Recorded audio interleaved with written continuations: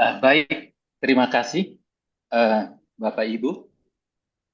Bersama kita sudah mendengarkan perikop bacaan kita pada hari ini, di mana eh, Nabi Mika ya menyampaikan sesuatu, mewartakan sesuatu kepada bangsa Israel, baik yang di utara, ya yang kita kenal dengan kerajaan Israel, dan juga yang di selatan yang kita kenal dengan kerajaan Yehuda. Bapak Ibu, sebelum saya serahkan ke sharing yang telah ditentukan, saya masih ada waktu sedikit memberi satu tinjauan ya kepada kita semua.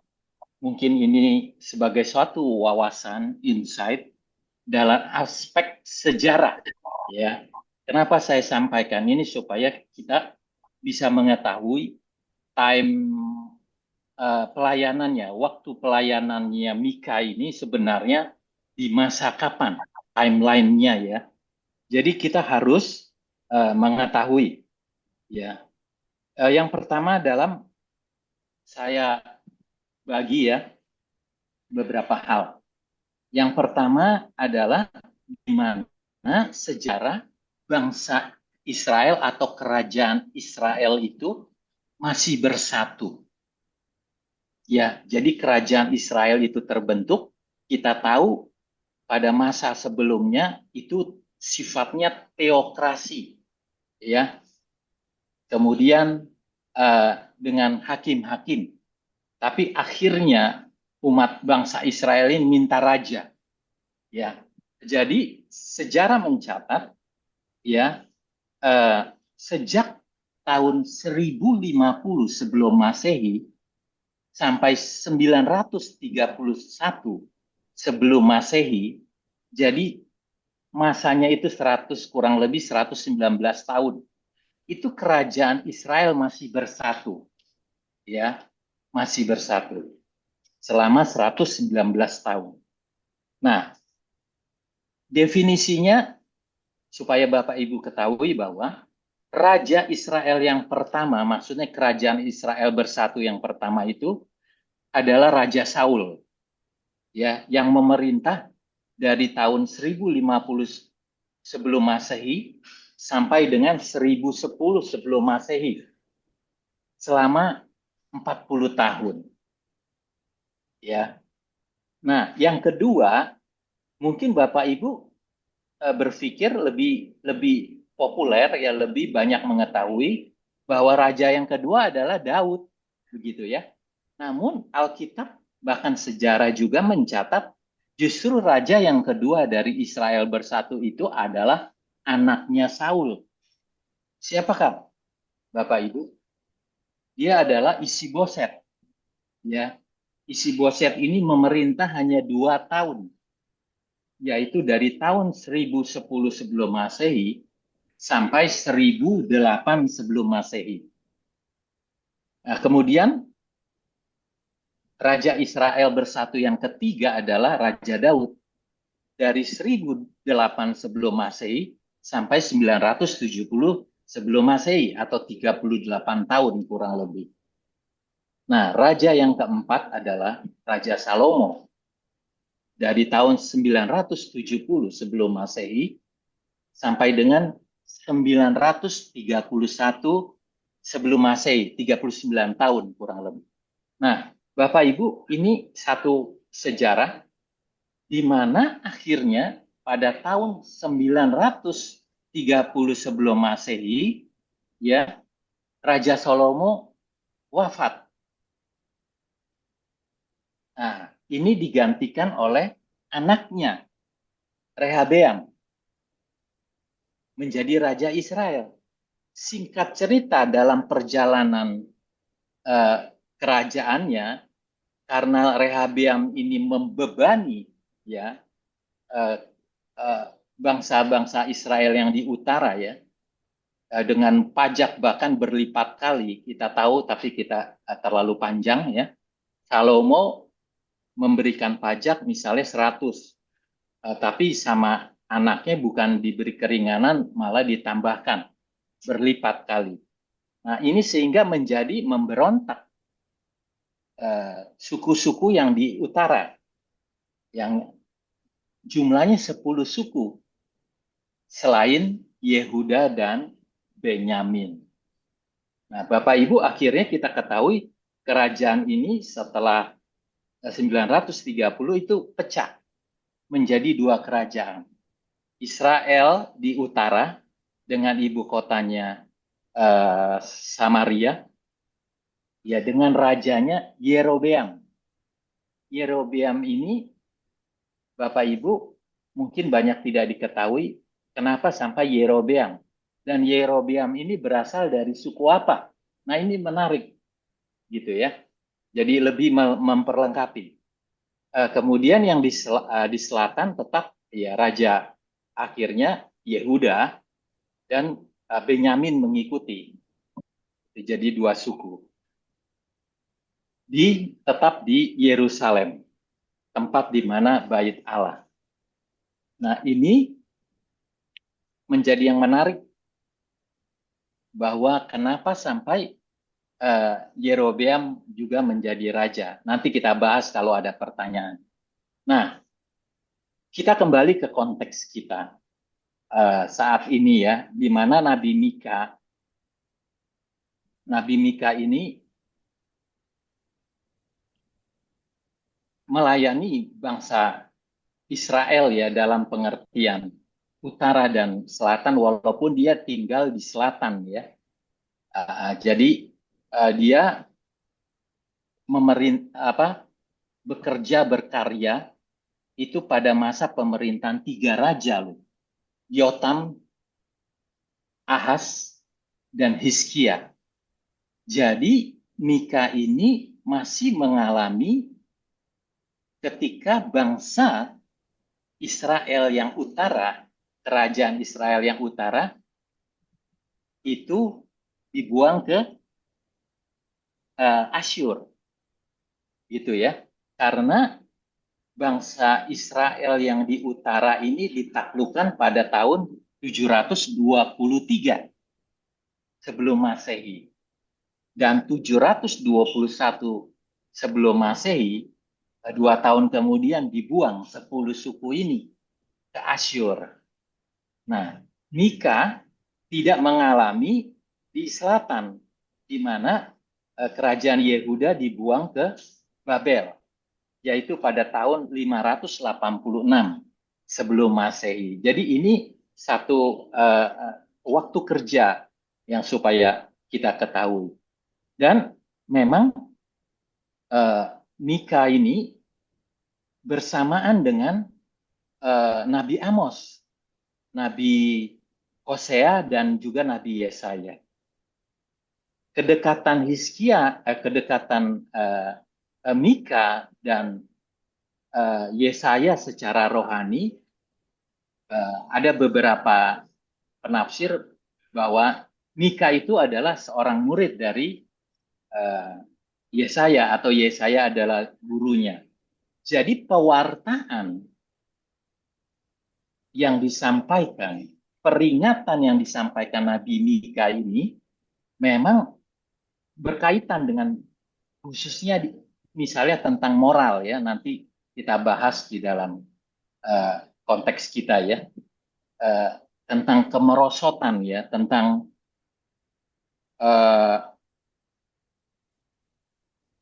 bangsa Israel yang berdosa terhadap Tuhan ya. Jadi tiga berikut Mika ini, jadi Nabi Mika, Nabi Amos, Nabi Hosea, dan Nabi Yesaya itu bisa satu kesimpulan atau nubuatan bahwa Tuhan nanti akan memakai bangsa asing ya untuk menghukum bangsa Israel. Ini satu kesamaan yang kita percaya Roh Kudus bekerja bagi mereka. Roh Allah itu sendiri untuk memperingati bangsa Israel.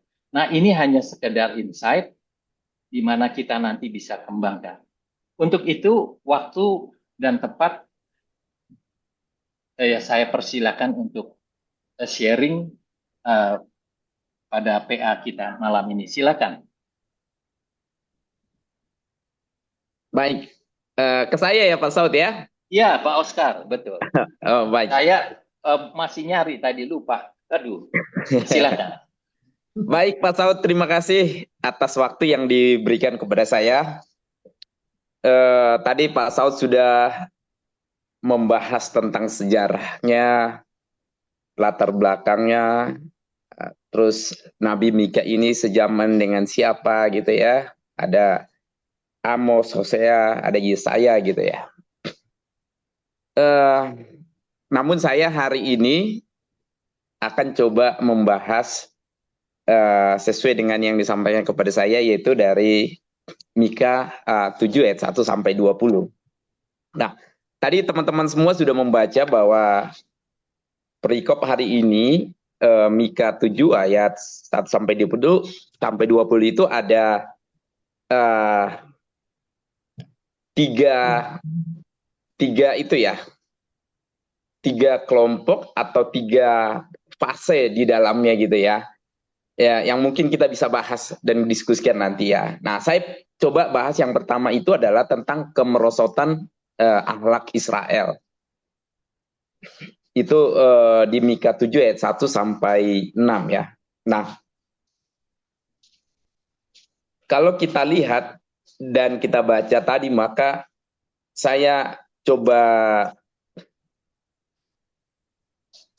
eh, apa ya, summarize ya, atau eh, simplifikasi gitu ya, atau rangkum dari kemerosotan anak Israel ini, misalnya ya, digambarkan seperti panen waktu musim kemarau, di mana di sana itu tidak ada yang bisa diharapkan, artinya tidak ada buah ya, tidak ada hasil yang bisa didapat. Artinya apa? Orang Israel ini sudah tidak bisa diharapkan gitu ya, sudah tidak bisa lagi diandalkan. Kalau digambarkan seperti pada waktu musim panen gitu ya, tapi panennya pada waktu kemarau di mana buahnya nggak ada ya, nggak bisa makan buah anggur, buah aranya juga nggak ada gitu ya. Itulah gambaran kemerosotan alaknya Israel gitu ya, bagaimana orang Israel itu sangat bejat. Lalu yang kedua itu orang saleh dan jujur sudah tidak ada, artinya ini ahlaknya benar-benar merosot sekali ya, sampai orang saleh dan jujur pun tidak ada lagi. Semua mementingkan diri sendiri dan mereka itu cekatan untuk berbuat jahat. Para pemimpin pun hanya menuntut ya, menuntut haknya, tidak mempedulikan orang yang dipimpinnya. Hakimnya dapat disuap, pembesar memberi putusan sekehendaknya ya. Artinya pembesar itu ya suka hatinya gitu ya untuk memberikan putusan tidak berdasarkan kebenaran, tapi yang hanya mementingkan diri sendiri ya, hanya menguntungkan buat dirinya. Lalu hukum pun diputarbalikkan, anak laki-laki menghina ayahnya, anak perempuan melawan ibunya, menantu perempuan melawan mertuanya, seisi rumahnya bermusuhan. Nah, itulah gambaran kemerosotan Allah Israel yang membuat Nabi Mika eh, bersedih ya. Kalau di eh, bahasa lainnya di sini sebut apa? Ratapan Nabi Mika yang tersiksa hatinya melihat kondisi bangsa Israel yang merosot halaknya gitu ya. Mungkin kalau kita melihat kondisi seperti ini, kita juga pasti akan mengalami, bisa jadi stres atau kebingungan gitu ya, dengan kondisi di mana lingkungan kita, sekitar kita, atau keluarga kita, atau gereja kita mengalami kondisi seperti itu. Pasti ada kepusingan, ada rasa kebimbangan dan gundah gulana di sana pasti ya. Kira-kira seperti itulah yang dialami oleh Nabi Mika ketika melihat anak Israel yang begitu merosot gitu ya. Lalu kita masuk ke eh, perikop selanjutnya, yaitu tentang pengharapan baru bagi Sion. Nah, eh, di tengah kondisi yang merosotnya Israel, tapi juga kita bisa melihat bagaimana Nabi Musa mempunyai pengharapan. Artinya dia tetap beriman bahwa Tuhan yang akan menolong dia. Artinya dia menunggu Tuhan untuk menolong dia, untuk menegur bangsa Israel yang tidak punya akhlak tadi. Di tengah kondisi seperti itu, dia, Nabi Mika, tetap berharap kepada Allah yang akan menyelamatkan, yang akan memulihkan keadaan. Dan dia meyakini bahwa di tengah kondisi itu dia juga akan melihat bagaimana Tuhan akan menjadi terang di tengah kegelapan itu. Dan yang selanjutnya juga dia meyakini bahwa Allah akan memperjuangkan perkaranya. Dan juga Allah akan memberikan keadilan di tengah kondisi kemerosotan akhlaknya bangsa Israel. Lalu di perikop selanjutnya, Nabi Mika meminta tindakan dan belas kasihan Allah. Artinya apa? Nabi Mika meminta pengharapan kepada Tuhan. Supaya Tuhan tidak melupakan orang Israel, sisa-sisa orang Israel yang percaya kepada Tuhan. Maka dari teks ini saya membuat beberapa garis besar. Yang pertama itu adalah celakalah aku. Celaka aku di sini itu dari Mika 7 ayat 1 sampai 7. Mika meratapi kebobrokan dalam masyarakat di mana dia hidup. Kekerasan, ketidakjujuran dan kebejatan merajalela di kota itu. Sedikit sekali orang yang sungguh-sungguh saleh. Itu kalau kita lihat di Mika 7 ayat 2. Dan kasih keluarga nyaris tidak ada lagi di Mika 7 ayat 6. Jikalau kita sungguh-sungguh mengabdi kepada Tuhan dan jalan-jalannya, maka kita juga akan meratapi kejahatan yang demikian menyolok di sekitar kita. Kita akan meningkatkan syafaat kita, berdoa memohon campur tangan Allah juru selamat kita. Lalu yang kedua, garis besarnya adalah bahwa Nabi Mika menunggu Tuhan. Artinya berharap kepada Tuhan. Di tengah-tengah masyarakat yang secara moral sakit, Mika mengandalkan Allah dan janji-janjinya. Dia tahu bahwa Allah akan menopang dirinya pada suatu hari melaksanakan hukuman atas semua kejahatan dan menjadikan keadilan berkuasa. Dia juga meyakini bahwa Allah memanggil orang percaya di dalam Kristus untuk hidup sebagai anak Allah yang tidak bercela di tengah-tengah angkatan yang bengkok hatinya dan yang sesat, sehingga orang percaya itu bisa bercahaya di antara mereka di tengah-tengah dunia, ya, seperti bintang bisa menyinari kegelapan. Itu juga kita bisa baca di Filipi 2:15. Sekalipun kejahatan bisa meningkat dan masyarakat bisa makin hancur, kita dapat menawarkan karunia keselamatan Allah kepada semua orang yang mau mendengar. Sementara kita berdoa dan berjaga untuk hari bila itu berjaga untuk hari itu bila dia akan meluruskan segala sesuatu. Itu kalau kita bisa bandingkan di Mika 7 ayat 15 sampai 20. Lalu garis besar yang ketiga adalah Mika meyakini bahwa dia akan bangkit, ya, akan bangun pula. Ya. Kaum sisa yang benar di Yehuda sedang menghadapi hari-hari gelap karena hukuman Allah atas dosa-dosa bangsa itu. Akan tetapi Mika tetap memberitakan kata-kata iman bagi mereka dan memandang lebih jauh dari kemenangan, sementara musuh-musuh mereka kepada hari pemulihan mereka yang mulia oleh Allah. Artinya Mika meyakini bahwa keadaan akan dipulihkan. Ya, maka dia bicara aku akan bangun pula. Adalah suatu pernyataan iman. Ini kita bisa samakan seperti imannya Ayub kalau kita baca di Ayub 19 ayat 25 sampai 27. Lalu Mika juga berharap, ya, di garis besar yang keempat adalah gembalakanlah umatmu. Nah, ayat ini adalah doa permohonan yang meminta Allah menggenapi kata-katanya di dalam Mika 7 ayat 18 sampai 13. Perhatian utama Mika adalah supaya Allah sekali lagi akan memperhatikan Israel sebagaimana si orang gembala melihat domba-dombanya. Maka kalau saya singkat, jadi Mika 7 ayat 1 sampai 6 itu adalah ratapan Nabi yang tersiksa hatinya. Lalu Mika 7 juga harapan pribadi Nabi. Lalu Mika 7 ayat 8 sampai 13 Israel akan bangkit kembali. Lalu Mika 7 ayat 14 sampai 20 berkat-berkat Allah yang terakhir bagi umatnya. Nah, dari perikop ini kita bisa lihat orang-orang yang jauh atau melarikan diri dari Tuhan dengan berbuat kemerosotan atau kebejatannya akan kena hukuman. Tapi orang yang percaya kepada Tuhan, orang yang mengandalkan Tuhan, orang yang tetap teguh, artinya Tuhan akan tetap selamatkan gitu ya.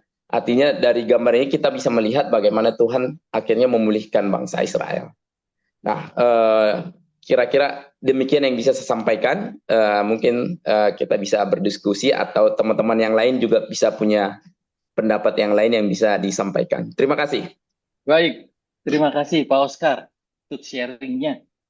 Jadi memang sesuai dengan juga LAI memberikan tema ya, memberikan uh, 3 pokok bahasan ya dari keseluruhan Mika pasal 7 ayat 1 sampai 20.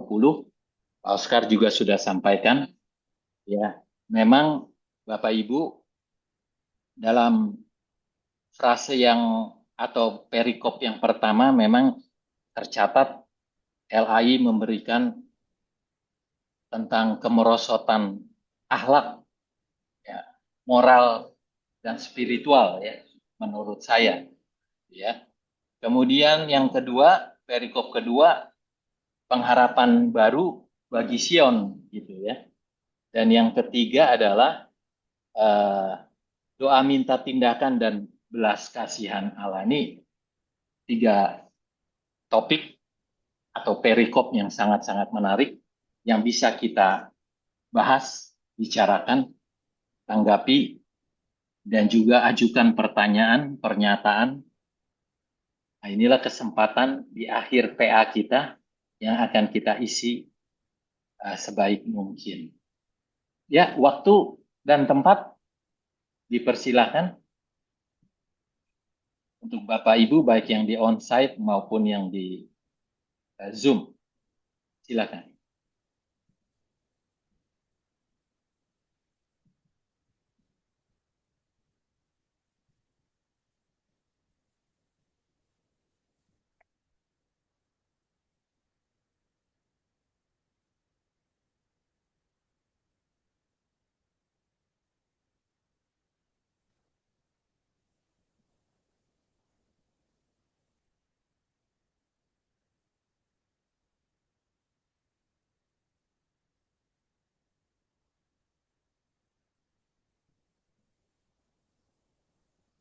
Sepertinya karakter kita tuh ketika waktu untuk menyampaikan ada satu renungan di dalamnya. Ada beberapa waktu yang diperlukan. Silakan.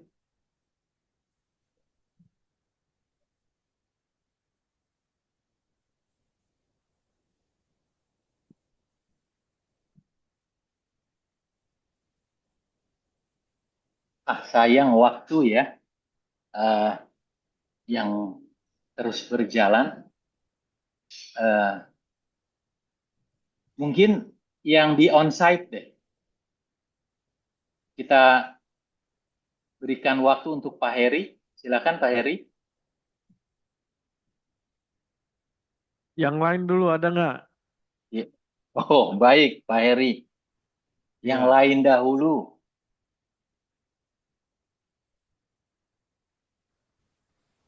Mungkin ada yang di onsite. Silakan.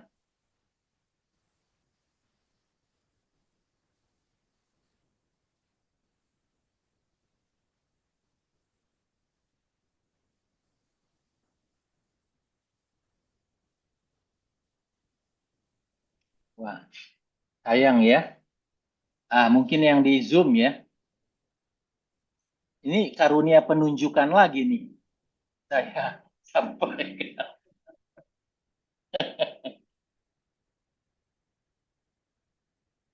eh, yang senior deh saya melihat. Ibu Dokter Lumongga, silakan. Ingin sampaikan sesuatu.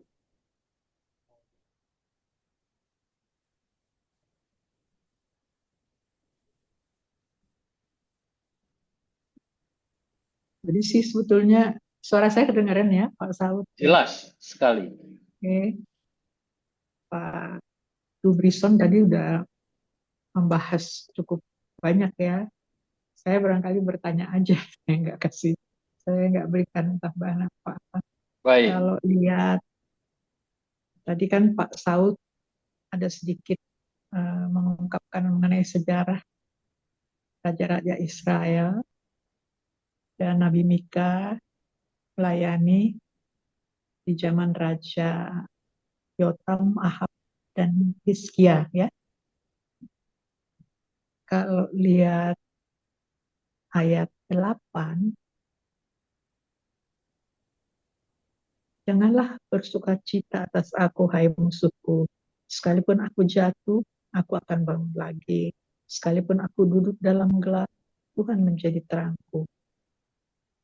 Ini sepertinya nubuatan dari Nabi Mika sudah terjadi. Ini kan banyak seperti metafora ya. Jadi kelihatannya Yerusalem ya yang sudah jatuh. Jadi sudah kejadiannya sesudah nubuatannya terjadi.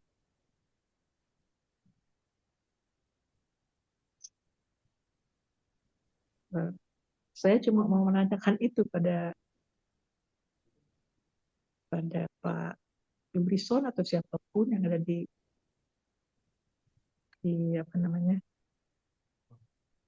sedang ikut dalam PA ini. Jadi pengharapan akan keadilan bagi Yerusalem ini banyak pengharapan sesudah Yerusalem jatuh. Jadi kejadiannya sesudah Nabi Mika. Jadi kelihatannya apakah ini masih tetap ditulis oleh Nabi Mika atau tidak? Itu yang menjadi pertanyaan saya, Pak Sol. Baik, terima kasih Ibu Dokter Lumongga. Mungkin saya akan buat lebih detail lagi ya tentang masa kerja dari Nabi Mika ya.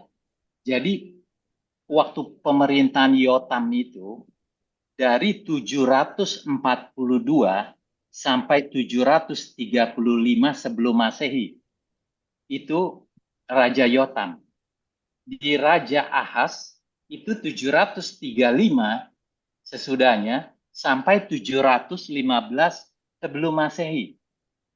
Dan Hizkia dari 715 sampai 687 sebelum Masehi. Jadi makin kecil angkanya, makin mendekati ke angka di mana Kristus lahir ya.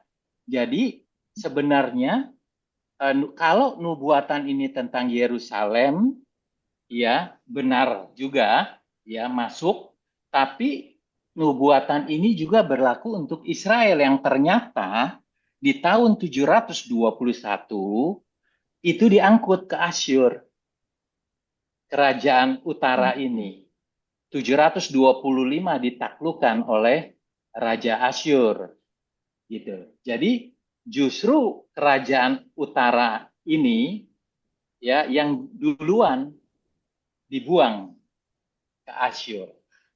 Nah, ini jadi sedangkan Yerusalem itu terjadi masa pembuangan adalah tahun 586 ya sampai 70 tahun 516 sebelum Masehi. Nah, jadi kita bisa makanya saya memberikan satu gambaran tadi awal bahwa masa kerja Nabi Mika itu waktunya adalah seperti tersebut. Begitu, Dokter Lumonga. Oke. Jadi dia masih ada waktu itu ya. Pada masa Iya, ini masih masa pelayanan dia. iya, betul. Sampai 687 sebelum Masehi di zaman Hizkia juga.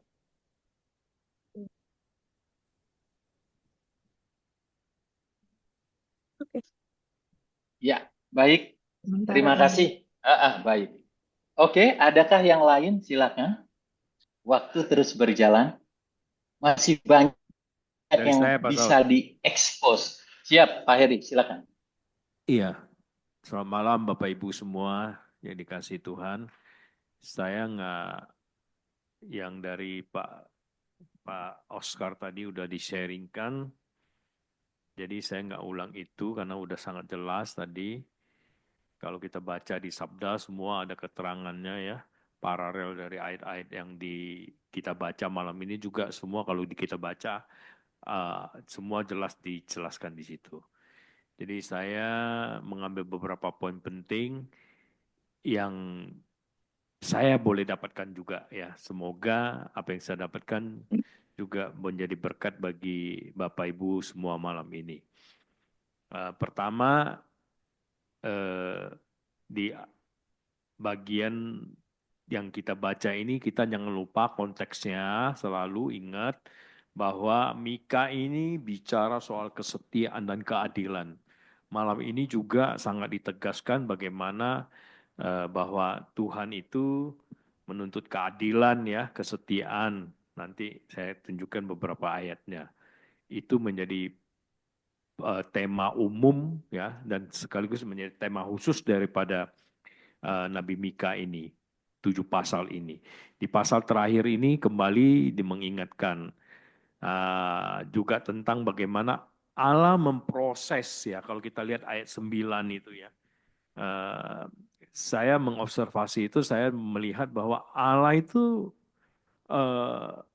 memproses kita. Jadi kalau kita yang berdosa, kita harus siap diproses. Itulah menunjukkan kasih Allah. Sekaligus menjadi keadilan bahwa kita sedang dibentuk oleh Allah. Seperti itu. Tetapi karena kesalahan kita, penderitaan yang kita alami, itu memang wajar. Ya, bukan sesuatu yang menjadi apa namanya, kalau kita menderita karena kebenaran kan Rasul Paulus di dalam tema perjanjian baru Tuhan Yesus katakan juga berbahagia kita yang menderita karena kebenaran ya, seperti itu. Tapi kalau bukan kita menderita bukan karena kebenaran, ya kita harus siap diproses oleh Tuhan. Sakit memang, tapi justru itulah keadilan dan kasih yang Tuhan ingin tunjukkan supaya kita semakin dewasa di dalam Tuhan. Itu yang pertama. Kemudian di ayat 10, musuh-musuh itu tidak lagi memandang hina kepada umatnya. Karena mereka akan mendapatkan keadilan Allah. Tuhan akan mempermalukan mereka. Mereka akan yang meremehkan tadi umatnya maupun Tuhan yang mengatakan bahwa di ayat 10 tadi apa? Siapakah Tuhanmu? Di manakah Tuhanmu ya? Kira-kira gitu kalimatnya tadi ya. Nah, sekarang mereka akan dipermalukan Tuhan. Ya, selalu orang fasik, Tuhan akan balas kejahatan mereka dan anak-anak Tuhan katakan harus setia di dalam Tuhan dan biarkan Tuhan yang berperkara. Demikian ya. Kemudian bagian yang berikutnya di ayat 11-12 ya. Akan tiba waktunya Tuhan memberikan rasa aman kepada umatnya dan kemakmuran. Itu yang saya bisa tafsirkan. Jadi orang-orang yang akan memandangmu dan memperhitungkanmu. Tadinya kita diinjak-injak, kita dihina seperti itu ya. yang dalam konteks Mika ini tadi katakan. Jadi mereka akan dipermalukan di ayat 10 tadi ya. Kemudian akan datang waktunya umatnya itu mengalami damai sejahtera, kemakmuran. Ya, orang-orang akan memperhitungkan dari bangsa-bangsa akan datang kepada mereka seperti itu. Di ayat 13 kita juga jangan luput bahwa bumi akan tandus dikatakan di situ ya. Berarti ada sesuatu keburukan, bencana alam lah katakan seperti itu dan lain sebagainya. Karena perbuatan manusia. Jadi kita mesti hati-hati kalau kita tafsirkan sekarang saya menanggapnya saya mesti menjaga lingkungan ini dengan baik, ya saya harus menjalankan apa yang menjadi amanat Tuhan ya tentang bagaimana menjalankan amanat budaya ini dengan baik, menjaga bumi ini jangan rusak karena perbuatan manusia. Seperti itu. Berikutnya yang saya ingin sampaikan, bentar ya, lewat.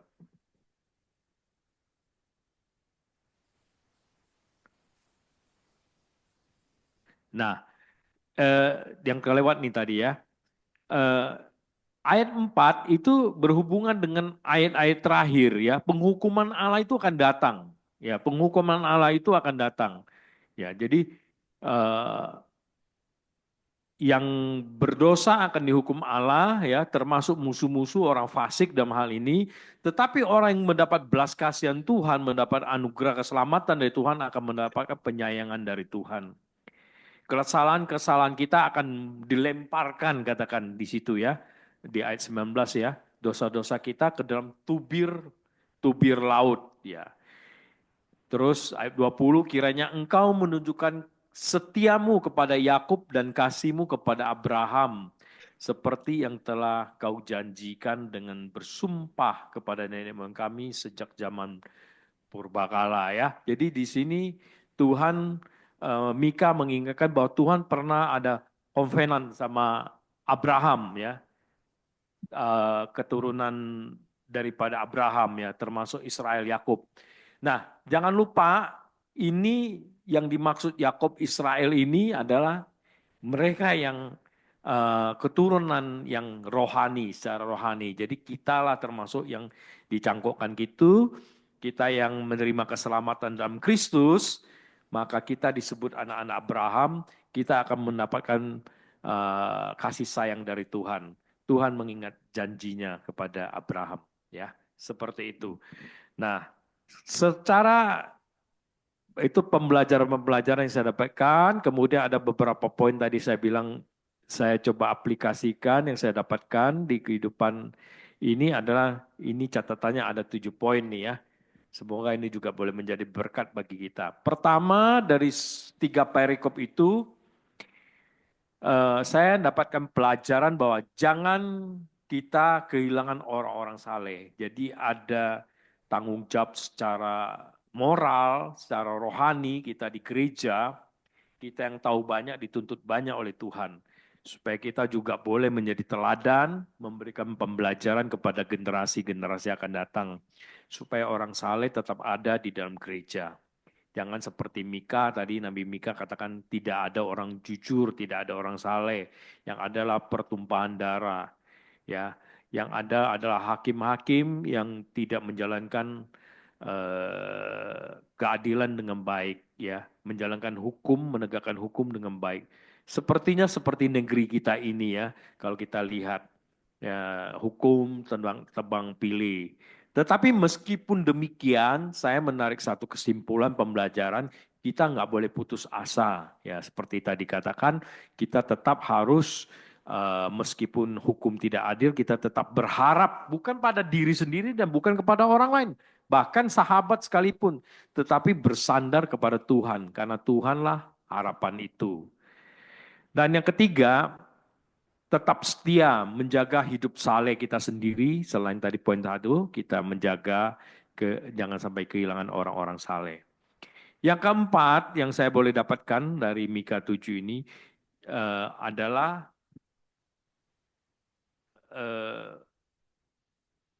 pesan teologisnya ya di pasal 7 ini ya. Bertobat itu ya. Terutama anak-anak Tuhan yang sedang jatuh dalam dosa, bertobat, segera perbaiki diri. Kita berjuang ya di dalam kehidupan ini setiap hari kita melawan segala kejahatan baik yang di sekitar kita, yang dari luar maupun dari diri kita sendiri. Misalnya contoh, saya juga pernah jatuh malas lagi baca firman Tuhan, nggak setiap hari, itu berbalik, bertobatlah seperti itu. Nah, yang terakhir nih ya, menjaga dan memelihara keharmonisan dan keutuhan, kebersamaan, membawa anak-anak, istri, keluarga kita melayani Tuhan. Saya ingat almarhum ya, mengingatkan saya juga dulu awal-awal kami pelayanan, melayani itu juga kamu bisa jadikan itu sebuah objek wisata, rekreasi, piknik. Jadi kebersamaan bersama keluarga ya seperti itu. Menikmati bukan hanya di dalam kehidupan yang lain, tetapi di dalam gereja juga, di dalam pelayanan juga kita bisa membangun sebuah kebersamaan bersama keluarga. Nah, apalagi kita, ya saya sebagai laki-laki, kepala rumah, ya rumah tangga keluarga, saya harus menjadi teladan menjaga dan memelihara keharmonisan, keutuhan, kebersamaan di dalam keluarga saya. Sekian Pak Saud yang bisa saya sampaikan. Terima kasih. Baik, Pak Heri, terima kasih untuk penyampaiannya dengan jelas, bahkan dengan aplikasi dalam kehidupan kita ya, di masa kita ya, zaman kita sekarang ini. Bapak Ibu, saya ingin berusaha mengembalikan lagi kepada konteks bacaan kita ya, dengan tema yang pertama, ya perikop yang pertama ini, tentang kemerosotan akhlak ya. Di ayat 1 dikatakan bahwa celakalah aku, sebab keadaanku ya seperti pengumpulan buah-buah musim kemarau. Bapak Ibu, memang akibat dari kemerosotan moral spiritual dari bangsa Israel ini menyebabkan bangsa itu kalau kita lihat ya, kenapa? Karena mereka di pasal 6 sebenarnya sudah diberitakan, mereka tidak berlaku adil, tidak mencintai ketaatan atau kesetiaan, tidak hidup dalam kerendahan hati. Sehingga apa yang mereka alami ketika mereka menabur tapi tidak menuai, mengusahakan segala sesuatu namun tidak mendapatkan hasilnya, mengirik buah zaitun tetapi tidak berurap dengan minyaknya, atau mengirik buah anggur tetapi tidak meminumnya. Jadi digambarkan di Mika pasal 7 ini sebenarnya, khususnya di ayat 2 dan 4, itu hampir sama. Bahkan konteksnya itu, bobotnya itu sama. Tapi yang menarik ini, saya ingin menambahkan satu juga pengertian tentang ayat 1. Ya, pengumpulan buah-buahan musim kemarau seperti pada pemetikan susulan buah anggur. Tidak ada buah anggur untuk dimakan atau buah ara yang disukai. Kalau saya berpendapat nih nanti ya, untuk sebelum Bapak Ibu bisa juga tanggapi atau juga untuk hal yang lain. Jadi ini seperti keadaan di mana ketika Naomi pulang dari negeri Moab, ya, ketika dia sampai kembali ke negerinya tanah perjanjian, dia disebut Naomi kah itu, katanya orang-orang Israel. Jangan aku Naomi, aku adalah Mara, karena Allah memberikan kepahitan di dalam hidupku, begitu ya.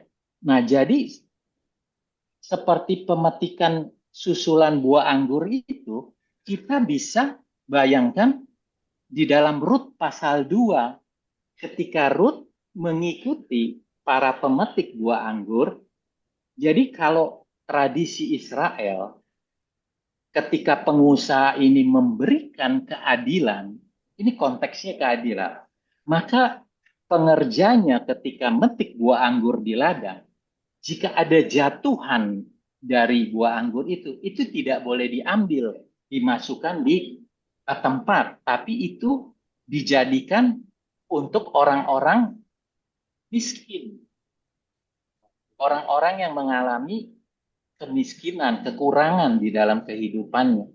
Nah, keadaannya itu seperti gambaran itu tuh yang saya uh, sampaikan. Nah, banyak hal yang bisa dikupas. Ya, di ayat 2 sampai 4. Orang saleh sudah hilang dari negeri, tidak ada lagi orang jujur di antara manusia. Ya, bahkan di ayat 4, ya, orang orang yang terbaik di antara mereka seperti tumbuhan duri, yang paling jujur di antara mereka seperti pagar duri. Berarti yang tidak baik, yang pembohong kayak apa ya? Begitu. Ini satu gambaran yang memang real, realita, namun dengan gambaran ini sebenarnya puisi. Dalam Ibrani dikenal paralelisme Ibrani.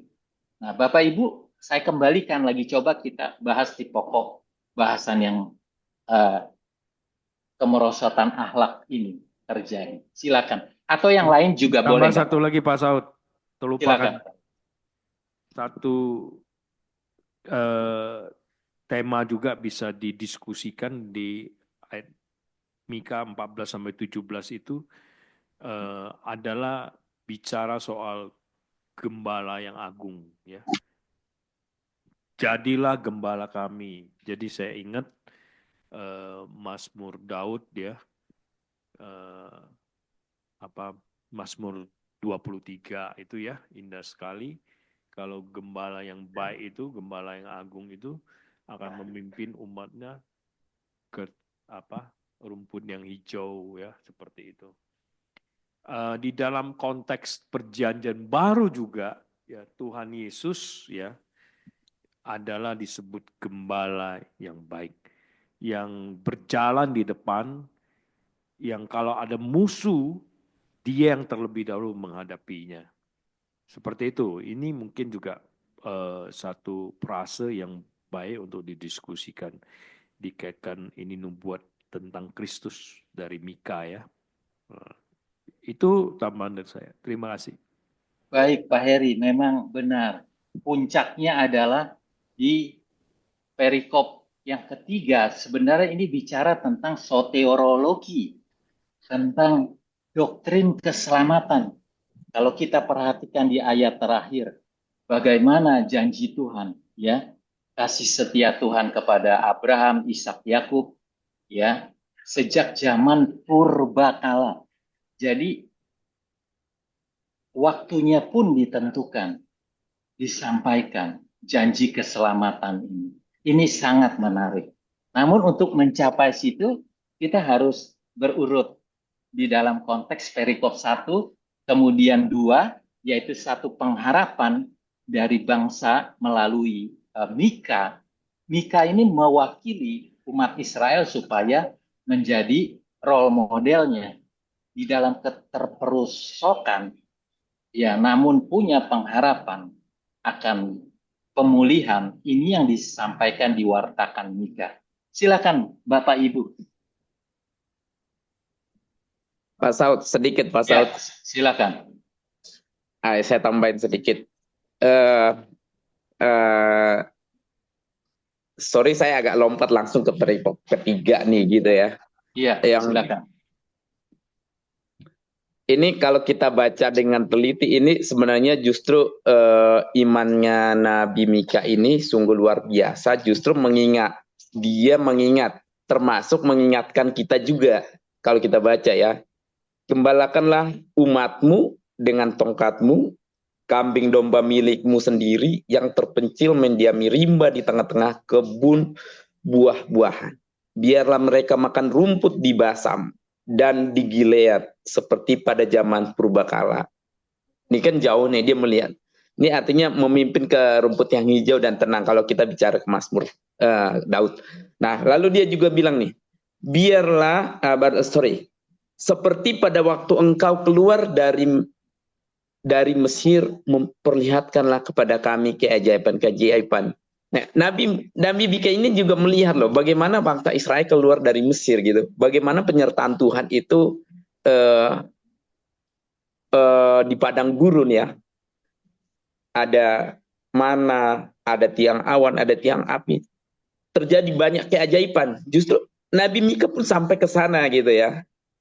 Nah, itulah imannya Nabi Mika ini sebagai contoh buat kita juga bahwa di tengah kemerosotan, di tengah setiap permasalahan yang terjadi, ada penyertaan Tuhan ketika beriman kepada Tuhan, ketika datang kepada Tuhan. Oleh karena itulah di tengah kondisi itu, dia melihat flashback ke belakang bagaimana Tuhan menyertai bangsa Israel ketika keluar dari Mesir menuju tanah Kanaan di padang gurun sekitar 40 tahun Tuhan pelihara gitu ya. Itulah yang diingatnya Nabi Mika, bahwa Tuhan akan menyertai mereka. Bahwa ada sisa-sisa bangsa Israel yang akan Tuhan pelihara, Tuhan akan tolong. Ketika mereka tetap percaya, mengandalkan Tuhan, hidup di dalam kebenaran firman Tuhan, bergantung kepada Tuhan. Nah, menurut saya ini adalah poin penting bagi kita supaya kita di tengah kemerosotan seperti apa yang disampaikan Pak Heri tadi gitu ya. Mungkin dunia sekarang ini juga terjadi kemerosotan gitu ya. Tapi kita memiliki iman seperti apa yang disampaikan Nabi Mika pada malam hari ini, supaya kita beriman kepada Tuhan bahwa Tuhan akan menyertai kita, bahwa keadilan kerajaannya Tuhan akan tiba pada waktunya gitu ya, supaya kita tetap percaya kepada Tuhan, mengandalkan Tuhan di dalam menjalani hidup, supaya kita juga tidak terkecoh dengan keadaan yang ada di hadapan kita gitu ya. Jadi Nabi Mika ini tunggu baik sekali untuk mengingatkan orang-orang yang percaya di dalam Tuhan supaya tetap beriman gitu ya. Bagaimana sejarah masa lalu juga bisa menjadi peringatan, menjadi menjadi nasihat atau guidance atau pimpinan juga untuk kita supaya tetap teguh beriman di tengah dunia yang semakin bengkok gitu ya. Kira-kira begitu Pak Saud. Terima kasih.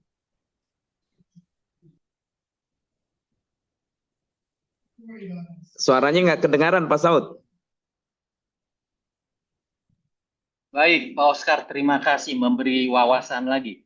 Jadi saya percaya ya, kalau secara intelektual harusnya kita bisa minimal sama dengan Mika, bahkan bisa melampaui karena kita dianugerahkan perjanjian baru. Pada keputusannya adalah bagaimana kita harus belajar.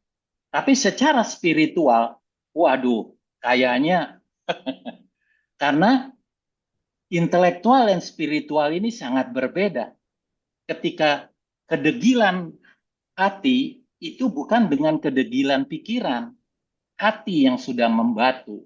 Nah, kalau Mika, dia tetap mengingat secara intelektual zaman Musa. Dia bicara tentang tongkat, di mana tongkatnya Musa itu punya power, punya kuasa. Ketika dia angkat tongkatnya, maka bangsa Israel menang. Ketika itu tongkatnya diturunkan, itu kejadian. Bangsa Israel kalah, itu memang realita. Tongkat itu menggambarkan kuasa dan otoritas Tuhan sebenarnya. Sang Gembala Agung itu. Ya, itu menarik sekali. Namun, kita mau dengar dari teman-teman kita yang lain. Ya, silakan.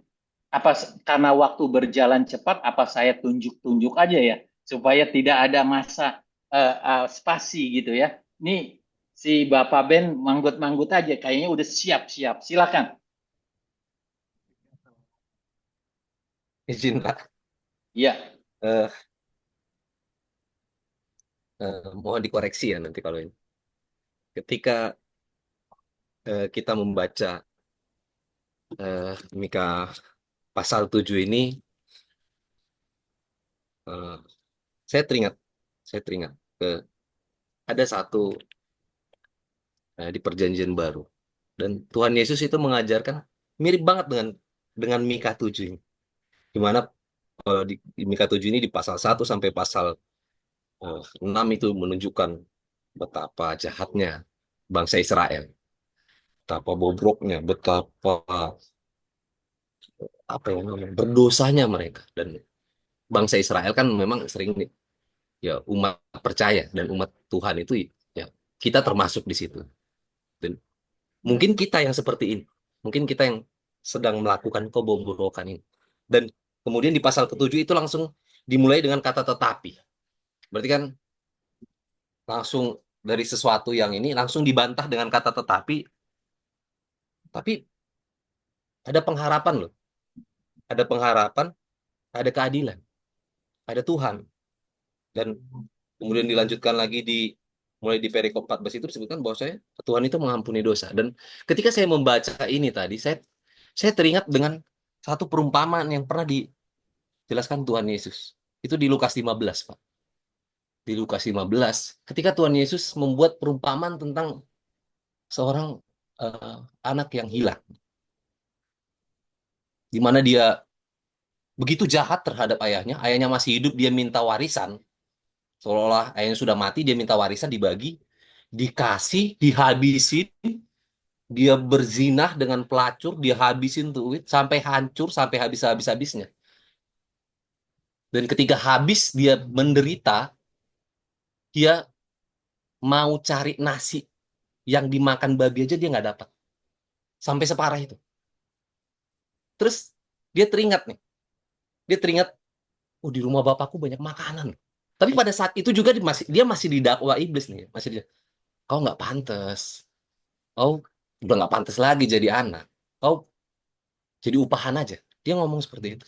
Tapi ketika dia pada saat itu, seandainya dia masih memutuskan, ah enggak lah, ntar aja lah, aku masih kotor banget ini, aku masih di kubangan dosa ini, kubangan makanan babi nih, dia bergumul di kandang babi itu.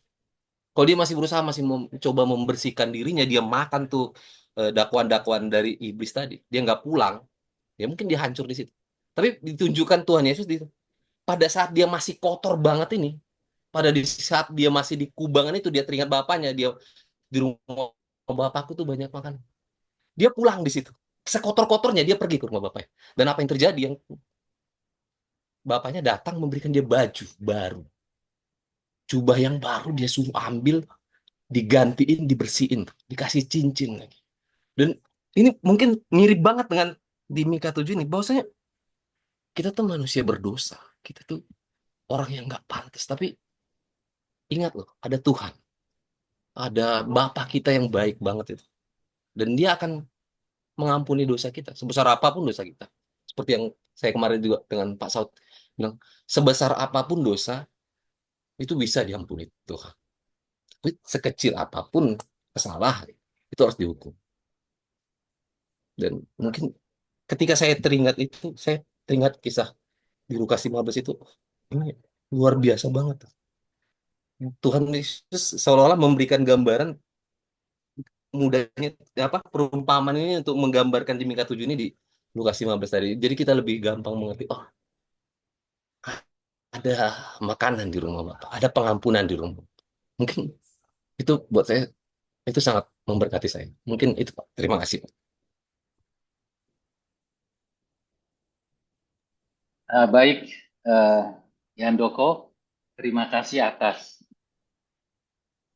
penyampaian dalam tentang anak yang bungsu dan anak yang sulung ya. Itu gambaran juga sebenarnya bangsa Israel dan gereja Tuhan ya. Jadi benar, benar sekali, sangat menarik. Kita lanjutkan lagi deh, karena masih banyak yang bisa diekspos, diungkap. Mungkin tadi saya menyapa awal dengan Eli ya, saudara Eli.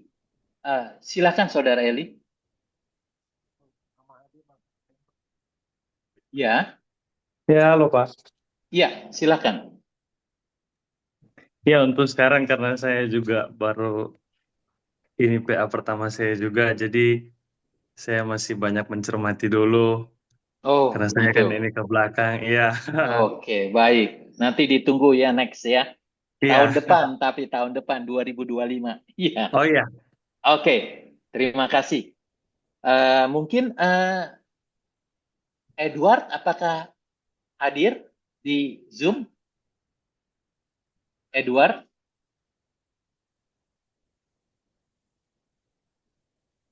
Oh, tidak ya? Nggak ada Pak Saud. Coba, Nggak ada. ya nggak ada, nggak ada. Nggak ada ya. Oke. Pak Ucok nih, biasa kalau di gereja, waduh, luar biasa nih. Silakan, Pak Ucok. Apanya yang luar biasa, Pak? Pendapatnya. Bisa aja. Baik, Pak Saud, terima kasih Ya. atas kesempatannya. Tadi Bapak Ibu sekalian sudah menyampaikan pendapatnya, insight-nya sungguh sangat luar biasa, membuat saya juga semakin terberkati gitu ya. Jadi kalau dari sisi saya sih mungkin saya hanya sedikit menambahkan saja, Pak Saud. Iya. Kalau saya yang menarik bagi saya itu di ayat 18, 19, 20 sebenarnya ya. Itu suatu kisah Mika ini diawali dengan bagaimana Nabi Mika itu menyampaikan bahwa bangsa Israel jatuh ke dalam dosa, pelanggarannya segala macam, tapi itu ditutup dengan adanya pengampunan dari Tuhan gitu. Jadi itu sangat luar biasa sih. Jadi bagi saya sendiri juga dimulai dari ayat 18 sebenarnya, siapakah Allah seperti engkau yang mengampuni dosa gitu. Jadi saya ngelihat ini kan sebenarnya kan inti dari Injil itu sendiri ya. Jadi bagaimana Nabi Mika itu dalam pengenalannya akan Tuhan Yesus itu sendiri itu bisa berkata bahwa siapakah Allah seperti engkau yang mengampuni dosa gitu. Dan saya juga merasa bahwa ya memang inilah inti dari Injil itu sendiri, di mana Allah yang berdaulat dalam kasih karunia-Nya memilih untuk mengampuni dosa umatnya gitu loh. Dan ini bisa juga dibilang bahwa ini sebenarnya mengacu pada karya penebusan Yesus Kristus di atas kayu salib juga, di mana dosa-dosa kita sepenuhnya diampuni dan tidak diingat lagi gitu. Jadi bagi saya ini sih Pak yang memberikan satu penguatan gitu ya. Selain mungkin memang kalau kita bagi tadi seperti Pak Saud bilang, sebenarnya dalam keutuhan satu pasal ini kan ada beberapa bagian gitu ya. Yang bisa kita lihat misalnya kondisi yang pertama mungkin soal akhlak gitu ya, soal dosa manusia segala macam. Kemudian yang kedua adalah pengharapan kita pada Allah gitu ya. Yang ketiga kita bagi lagi dengan adanya janji pemulihan itu sendiri gitu. Tapi itu ditutup dengan adanya kasih setia dan pengampunan dari Yesus Kristus sendiri gitu loh. Jadi bagi saya kalau kita merefleksikan dalam kehidupan kita, mungkin ada satu quote yang menarik gitu ya. Yang pernah saya baca, quote-nya berkata bahwa kita tidak akan pernah bisa mengubah masa lalu kita gitu. Tapi yang bisa kita ubah adalah bagaimana kita mengakhiri hidup kita gitu. Jadi selagi masih ada kesempatan, ayo kita semua anak-anak Tuhan, berikanlah yang terbaik buat Tuhan. Agar di sisa hidup kita, pengampunan yang Tuhan telah berikan di atas kayu salib itu tidak menjadi sia-sia gitu. Karena hidup kita pun menjadi hidup yang berbuah manis di hadapan Tuhan. Mungkin itu aja dari saya Pak Saud. Terima kasih. Waduh. Amin. Wah, mantap ini. Pak Ucok. Mungkin kalau Pak Ucok dengar dari awal tadi, saya membuat satu frase dalam Pengkhotbah 7 ayat 8 bahwa akhir segala sesuatu lebih baik dari mulanya. Tadi Pak Ucok sampaikan sesuatu bahwa yang penting ya selama kita hidup kita akhiri dengan Betul Pak. Tetap di dalam Kristus ya, dalam kasih Allah Tritunggalnya. Baik Pak Ucok, terima kasih. Saya ingin sampaikan nih sebelum ke yang lain. Ada satu paralelisme ya Ibrani, yaitu paralelisme yang identik. Kita buka di Yesaya 1 ayat 3. Ini menggambarkan dalam perikop 1 nih, tentang bangsa Israel ya. Saya bacakan. Dalam Yesaya 1 ayat 3 ini merupakan puisi paralelisme identik ya. Lembu mengenal pemiliknya, tetapi Israel tidak. Keledai mengenal palungan yang disediakan tuannya, tetapi umatku tidak memahaminya. Aduh, inilah satu gambaran ya. Gambaran siapa? Saya. Ya, terus masih berjuang. Mungkin saudara. Jadi disitulah sebenarnya intelektual, yes, kita bisa pelajari. Tetapi spiritual harus mengalami proses di dalam hidup. Hari demi hari. Bersama-sama dengan Tuhan secara pribadi. Ayo kita lanjut lagi. Saya mau menuju sekarang kepada penatua. Penatua David, silakan.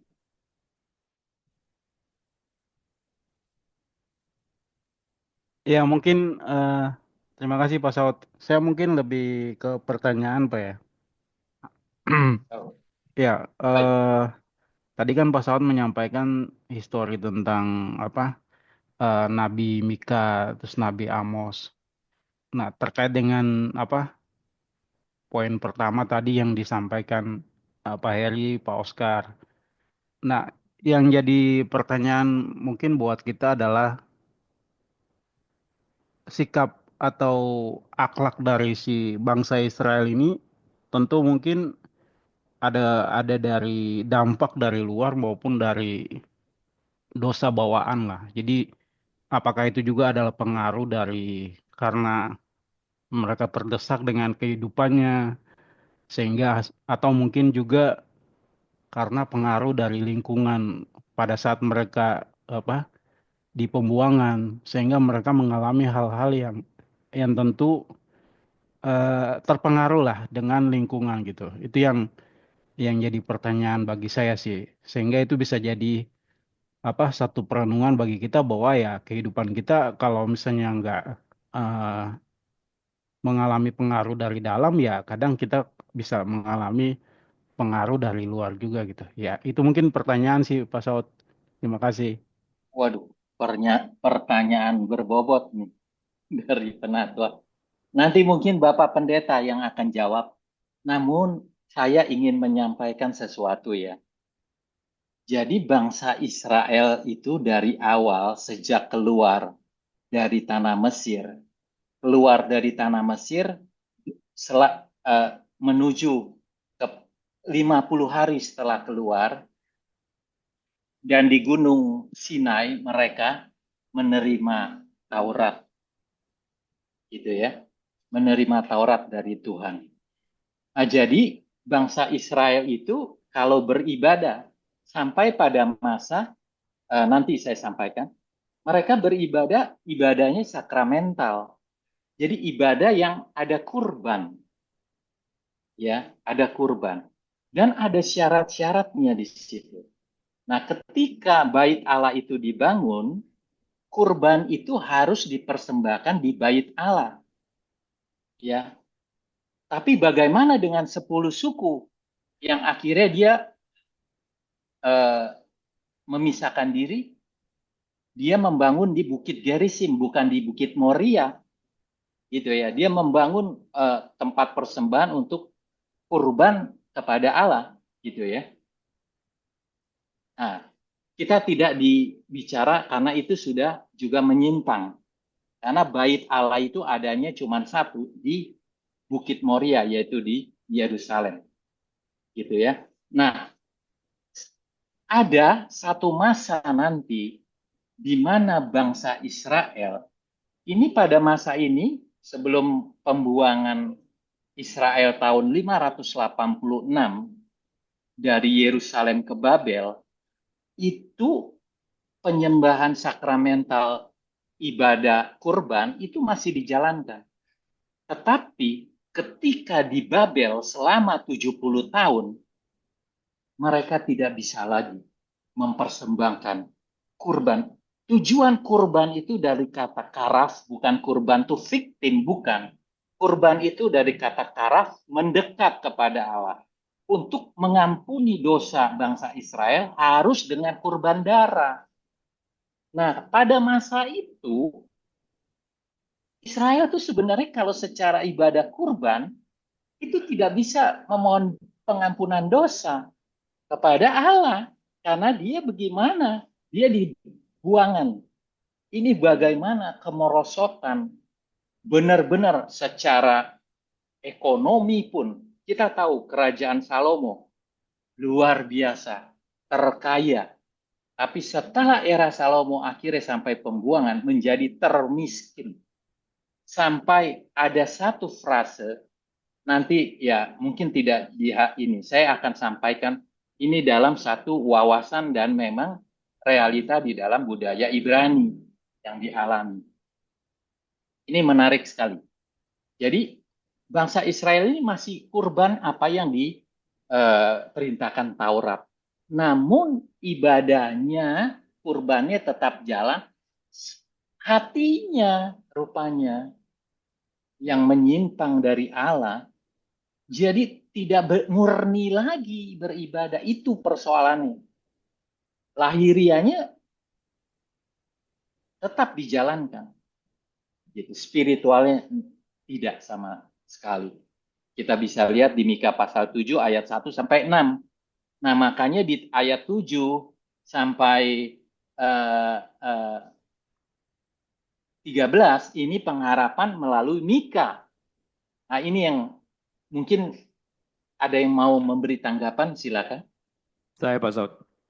Ya, silakan. Singkat aja, jadi kembali ke pertanyaan Penatua David, apa yang mempengaruhi mereka itu sebenarnya jadi berdosa, tidak setia, seperti itu. Jadi bukan soal, saya lebih pada, ada dua hal tadi kan Pak David sorotin, apa karena lingkungan atau karena kemerosotan ekonomi. Tapi saya melihat bahwa ketidaksetiaan mereka itu karena berhala, bukan soal ekonomi. Kenapa? Nanti saya sampaikan dulu soal berhala. Di dalam Mika ini sudah disorot di pasal-pasal awal kita bicara mereka itu melacurkan diri, mereka itu tidak setia kepada Tuhan karena berhala. Mereka kalau kita lihat sejarahnya tadi disinggung soal keluar dari Mesir, mereka itu sudah terpengaruh dengan umat orang-orang Mesir yang menyembah kepada ilah-ilah yang mereka ya seperti itu, kepada dewa-dewa itu. Itu yang mempengaruhi mereka. Sehingga ketika lama Musa di atas ketemu Tuhan, mereka meminta Harun membuat lembu emas, kita ingat itu ya. Seperti itu. Mereka ingin mencontoh bangsa-bangsa kafir itu. Termasuk juga tadi di awal soal mereka tadi dipimpin oleh Tuhan minta raja ya. Minta raja. Seperti itu. Mereka mau contoh bangsa-bangsa kafir. Mereka tidak fokus kepada Tuhan. Kesetiaan mereka kepada Tuhan itu tidak. Sampai bagaimana Hosea ya dituntut Tuhan memberikan suatu teladan bagaimana menikah dengan pelacur seperti itu. Itu menggambarkan kehidupan bangsa Israel jatuh bangunnya selalu kepada itu. Solomon juga demikian. Di akhir hidupnya, di masa tuanya, sampai Tuhan robek kerajaan itu, ya karena itu.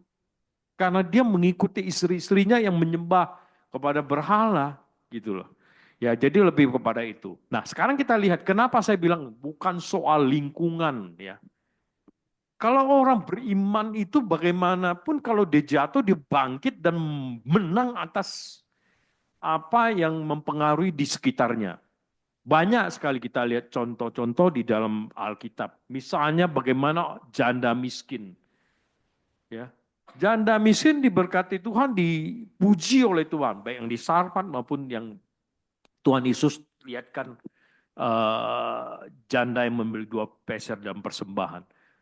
Miskin tapi tidak mempengaruhi iman mereka. Bukan itu, seperti itu. Ya. Apakah bangsa Israel itu sebelum menjadi sebuah bangsa yang besar, mereka hidup kaya raya? Tidak. Mereka juga hidup di dalam pengembaraan, di dalam kemiskinan. Kalau mereka bisa kaya itu Tuhan yang memberi. Ya. Kita lihat bagaimana Abraham juga seorang kaya dipanggil keluar ke negeri antah berantah dia tidak tahu. Dia menjadi miskin. di negeri orang seperti itu. Ya, dia membangun kembali. Tetapi kesetiaan itu tetap ada. Tidak pengaruh, saya bilang. Jadi sekali lagi, makanya temanya sekali lagi di sini kita lihat juga Mika menekankan soal kesetiaan dan keadilan. Tadi saya sudah singgung di awal. Jadi bukan soal dia ekonominya, dia pulang dari pembuangan terus miskin, kondisinya bagaimana, terus mereka tidak setia kepada Tuhan, tidak. Ya, kita bisa lihat lagi Daniel, ya, terus 3 temannya, ya.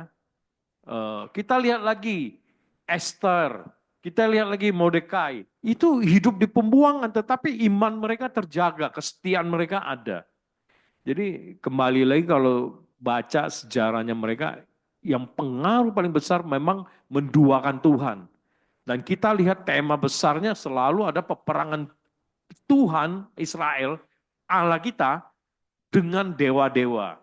Ya, itu paling dikedepankan, paling dihadapkan muka dengan muka, artinya inilah kelompok berdosa dan inilah kebenaran Allah. Inilah kelompok berdosa itu, ya ilah-ilah, berhala-berhala itu yang membuat umatnya jauh dari Tuhan. Sekian, terima kasih. Baik, Pak Heri, terima kasih. Jadi, kalau menurut sejarah, ya, perbedaan antara kerajaan utara dan kerajaan selatan ini, ya, jadi di kerajaan selatan di mana bait Allah berdiri, itu tidak pernah mereka beribadah kepada Allah lain. Ya, jadi Yehuda ini tidak pernah. Malah kita kenal di zaman Bar Kokhba, ya, di mana Antiochus Epiphanes keempat itu menjajah dan mengganti kurbannya dengan babi. Ya, itu. Jadi orang lain yang. Tapi kalau kerajaan utara memang dia memberikan kurban kepada ilah atau Allah kecil lain. Ada masa di sana. Nah, itulah sebagai gambaran.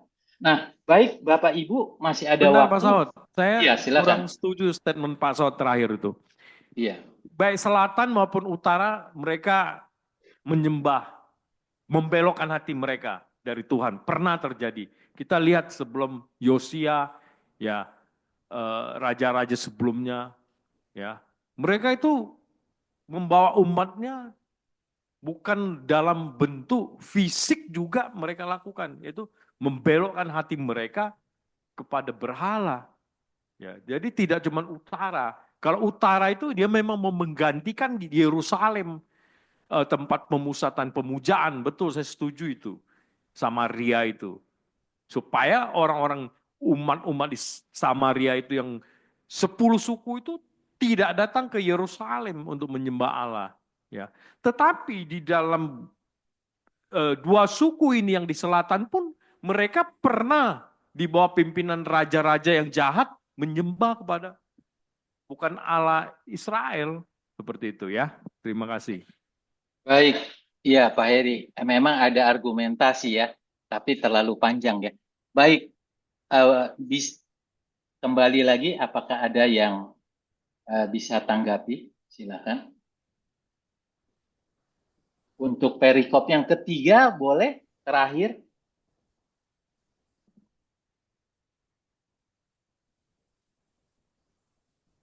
Tentang tongkat dan kuasa ya, itu kuasa dan otoritas Allah itu sendiri. Jadi cinta kasih Tuhan itu lebih kuat daripada hukuman, daripada dosa. Mika tahu betul itu. Maka ia tetap berharap kepada Tuhan. Dan ia peringatkan di samping membangun satu iman kepada umat Israel bahwa Tuhan akan menolong, di satu sisi lain, seperti pedang bermata dua, dia peringatkan kepada musuh-musuhnya bahwa kami, Tuhan kami, punya kuasa dan otoritas untuk memulihkan kami. Luar biasa Mika ini.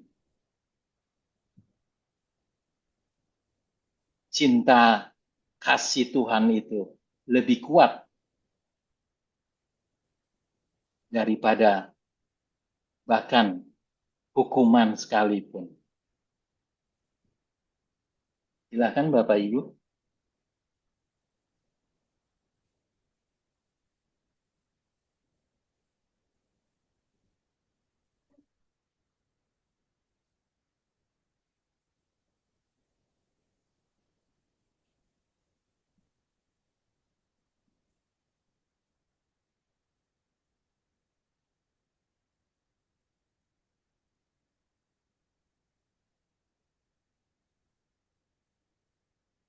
Oh, sunyi lagi.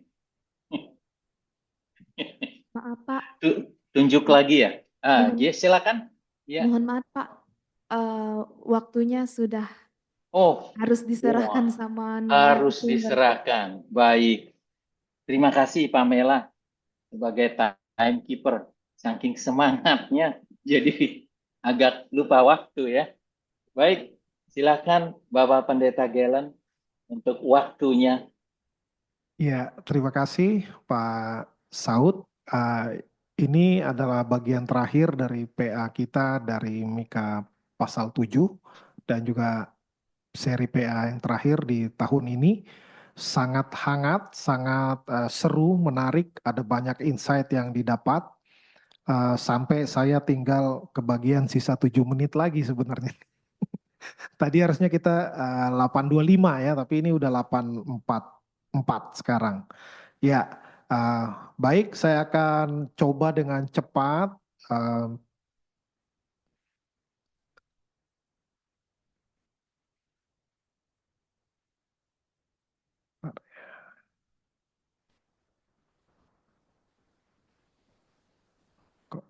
Sebentar.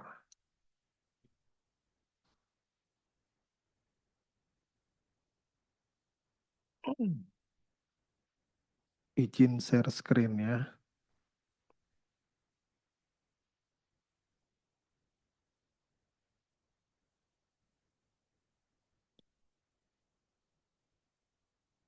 Ya, hampir semua sudah dibahas ya. Jadi mungkin tinggal penekanan di beberapa bagian. Yang di bagian pertama tadi kemerosotan moral atau akhlak ya. Saya pakai istilah lain dekadensi moral. Khusus untuk akhlak ini istilah kekiniannya dekadensi. Ya, bagaimana mencari orang yang berakhlak baik, yang teruji dan terpuji. Ya, kalau bahasa Arabnya akhlakul karimah, gitu ya. Yang berakhlakul karimah ini susahnya minta ampun. Dikatakan seperti mencari buah yang sudah lewat musimnya, yang nggak ada, gitu ya. Tentu ini memang bentuknya puisi. Apakah ada? Ya ada. Siapa yang nyari itu? Nabi Mika ya. Nabi Mika masih tetap benar. Dia orang yang baik, orang yang benar. Nah, kemudian keadaan manusia begitu jahat ya, saling memakan satu dengan yang lain. Saya jadi ingat satu pelajaran dulu. Ada satu filsuf yang membuat istilah ini, Homo homini lupus. Ya, Thomas Hobbes akhir abad 16 sampai awal abad 17 hidupnya yang menyatakan bahwa manusia seperti serigala bagi manusia lainnya. Ya, sampai tidak ada orang yang setia sama sekali. Semuanya berbuat jahat, baik itu pemerintah dalam hal ini eksekutif, lalu hakim ya menerima suap, yudikatif, legislatifnya zaman itu belum ada ya, belum modern, ini kan masih zaman kuno. Biasanya hukum itu berdasarkan apa yang kemauan penguasa, itu dia juga yang bikin hukum sendiri. Nah, tokoh masyarakat pembesar juga kacau, teman juga nggak bisa dipercaya, sahabat juga gitu, ya teman makan teman istilahnya. Bahkan sampai pasangan, ya pasangan dikatakan itu perempuan yang di pangkuan itu berbicara tentang pasangan atau istri. Ya lalu anak anak laki-laki dengan papanya ribut, anak perempuan dengan maminya ribut, mertua dengan menantu juga ribut. Begitu parahnya kondisi saat itu, sehingga tentu sebagaimana tema-tema di kitab-kitab nabi-nabi kecil ini adalah berbicara tentang di satu sisi penghakiman, di sisi lain pengharapan. Ya, selalu ada ancaman, tapi juga dibarengi dengan janji pemulihan. Nah, itu. Jadi di bagian yang pertama ini ayat 1-6 berbicara tentang bagaimana keadaan bangsa Israel yang begitu parah. Dan hal yang juga perlu kita cermati di sini bahwa di ayat 3 dikatakan tangan mereka sudah cekatan berbuat jahat. Ya, saya juga jadi teringat satu istilah, practice makes perfect. Jadi bukan cuma dalam hal yang baik, kalau dilatih semakin baik. Orang jahat juga kalau rajin akan semakin jahat. Nah, ini kondisinya orang jahat yang sudah sangat mahir berbuat jahat, sangat cekatan. Nah, ini juga menjadi pembelajaran bagi kita bahwa jangan berharap kita jadi orang yang semakin baik kalau kita tidak rajin berbuat baik. Ya, maka itu perlu dilatih, dikerjakan secara terus-menerus. Karena itu perlu ketekunan di dalam kita mengerjakan kekudusan sehingga terjadi transformasi yang progresif di dalam kehidupan kita. Berikutnya bagian yang kedua ayat 7-13 adalah pengharapan kepada Tuhan. Ya, pengharapan kepada Tuhan. Di sini ada kesadaran akan identitas diri. Dengan kekuatan sendiri tidak mungkin melakukan perubahan, apalagi kalau kita mau membuat satu kegerakan, ya, satu revival movement, ya tentu mulai dari diri sendiri. Tetapi bagaimana kalau kita rindu agar satu kota, apalagi satu bangsa bertobat? Oh, tidak mungkin dengan kehebatan sendiri, tidak mungkin. Ya, ini hanya Tuhan yang bisa melakukannya. Karena itu Nabi Mika dengan tepat mengatakan dia menunggu-nunggu Tuhan. Di sini menunggu bukan pasif, tetapi aktif sambil dia tetap hidup saleh, hidup takut akan Tuhan. Dia terus berdoa dan mengharapkan akan perubahan yang hanya Tuhan yang bisa kerjakan. Dikatakan akan mengharapkan Allah, lalu akan mendengarkan Tuhan. Tuhan akan mendengarkan aku, katanya. Nah, kemudian di sisi yang lainnya adalah sadar akan identitas musuh. Bahwa musuh bisa menang dalam beberapa hal. Tetapi secara keseluruhan Tuhan yang tetap dalam kontrol. Tentu di bagian ini adalah bahwa Israel Utara sudah jatuh ke tangan Asyur dan menyusul Yerusalem atau Yehuda juga akan jatuh ke Babel. Tetapi di sini diingatkan bahwa musuh pun diingatkan, oke, kamu bisa menang dalam perang kecil, ya istilahnya menang 1-2 battle. Tetapi the whole war atau peperangan secara besarnya pasti kalah orang jahat, pasti kalah. Kenapa? Karena ada Tuhan. Ya di situ dibilang Tuhan akan menjadi terangku. Ya, aku jatuh akan bangun. Bukan karena aku hebat, bukan. Tapi karena Tuhan lebih berkuasa. Nah, ini benar-benar berpengharapan hanya kepada Tuhan. Dan ayat berikutnya dikatakan di sini, aku akan memikul kemarahan Tuhan. Di dalam terjemahan yang lain, bahasa Indonesia masa kini misalnya dikatakan, kita harus merasakan kemarahannya. Di sini saya mengambil istilah ambil tanggung jawab, take responsibility. Ya harus berani berbuat, berani bertanggung jawab. Tapi sini yang menarik bahwa setiap kesalahan akan dihukum Tuhan. Tadi ada satu istilah dari kalimat dari Pak Yandoko, bagus sekali ya. Bahwa kesalahan sekecil apapun akan tetap dihukum Tuhan. Tetapi kesalahan sebesar apapun tetap diampuni Tuhan. Karena tadi juga Pak Saud mengatakan bahwa cinta Tuhan itu besar sekali. Belas kasihan Tuhan besar sekali. Bahkan karena itulah Tuhan tidak akan selama-lamanya murka. Ya tadi di ayat 18-20.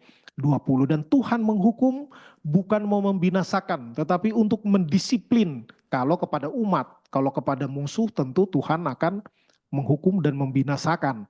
Bahwa musuh itu akan dihukum oleh Tuhan. Di ayat ke-10 Ya, ada waktunya musuh seolah-olah menang. Makanya dia bilang, "Di mana Allahmu?"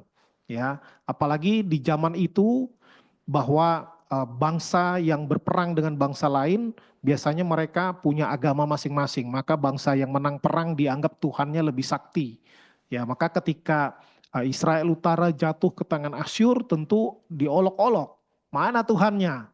Ya, nggak bisa belain ya, atau kalah hebat Tuhannya. Nah, maka akan datang waktunya bahwa musuh-musuh dari umat pilihan Tuhan akan dikalahkan.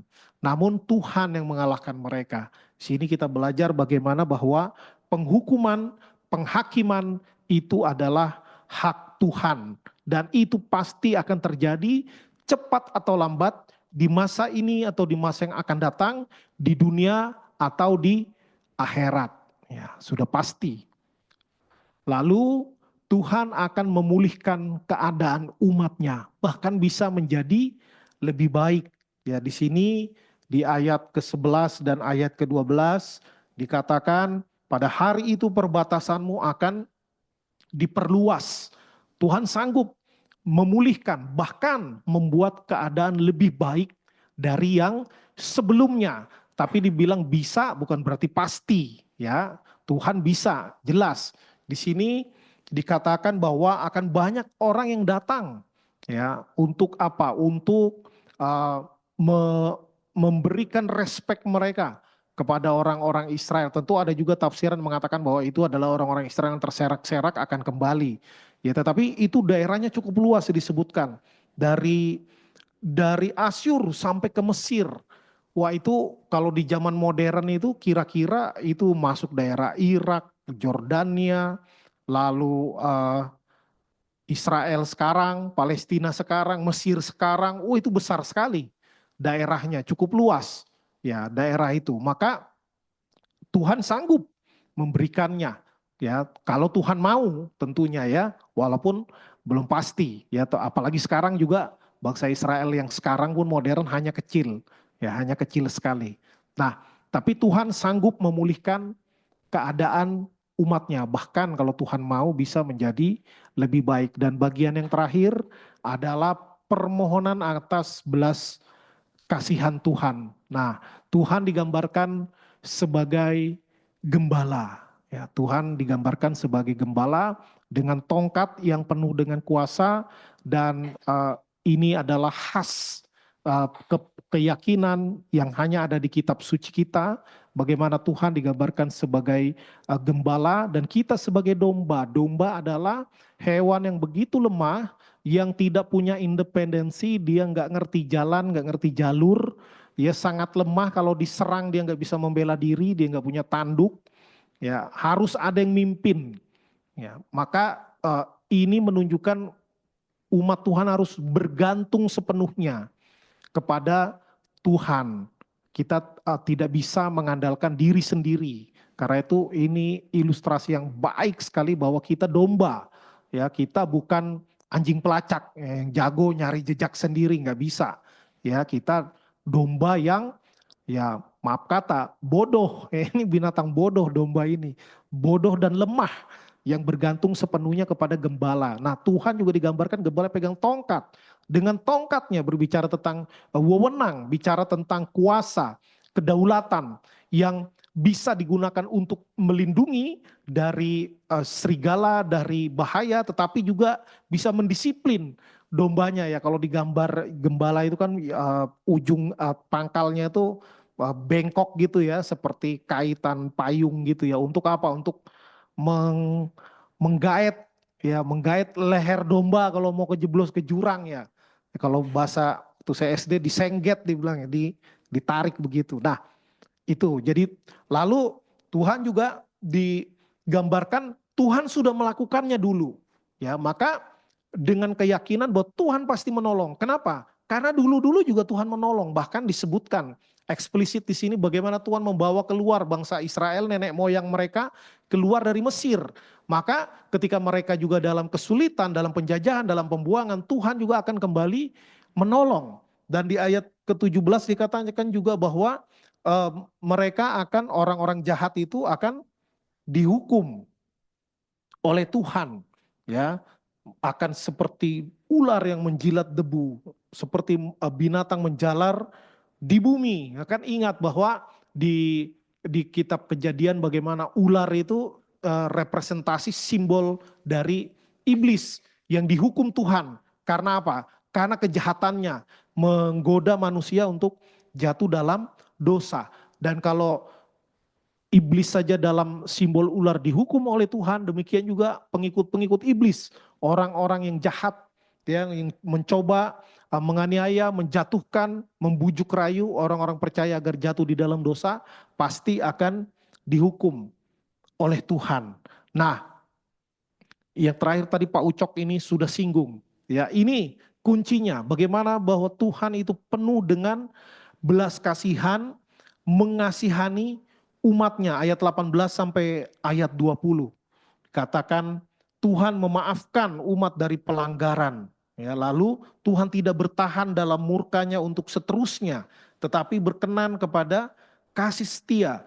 Tuhan akan kembali menyayangi kita, menghapuskan kesalahan-kesalahan kita. Lalu ada seperti yang lagu zaman sekarang, melemparkan segala dosa kita ke dalam tubir-tubir laut.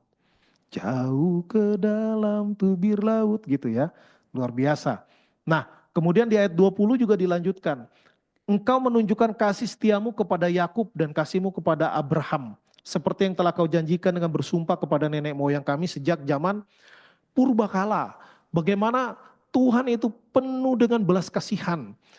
Tuhan tentu akan menghukum kesalahan. Tetapi bukan dalam rangka melampiaskan emosi atau ingin mencelakakan atau membinasakan, tetapi di dalam rangka mendisiplin, mendidik.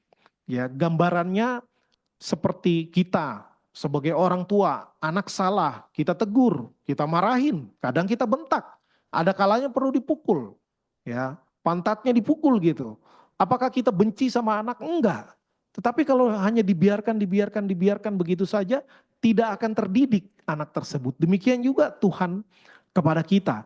Tuhan akan mengajar dan menghajar, tetapi bukan untuk kita supaya binasa, bukan, tapi untuk supaya kita bertobat. Nah, kemudian kembali lagi di ayat 18 ada kata sisa-sisa, ya.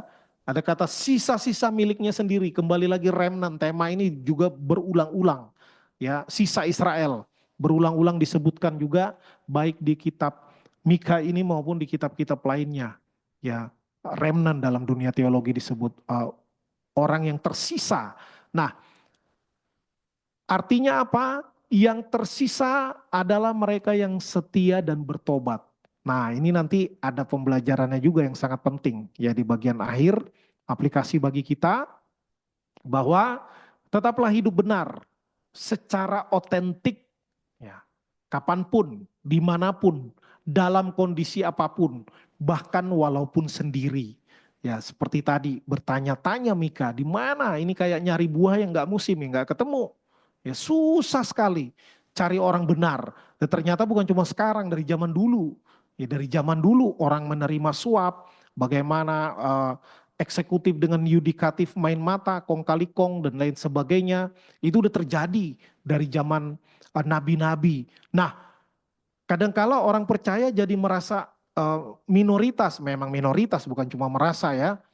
Orang benar itu pasti lebih sedikit jumlahnya. Tetapi jangan pernah takut, tetaplah otentik. Walaupun dimusuhi, walaupun dibenci, walaupun dihambat di dalam karir, di dalam bisnis, di dalam apapun itu. Ya, jangan takut, tetaplah hidup benar. Harus otentik, jangan kalau ada yang ngawasin hidup benar. Kalau nggak ada yang ngawasin, kembali tanduknya keluar. Enggak gitu, itu tidak otentik. Harus otentik.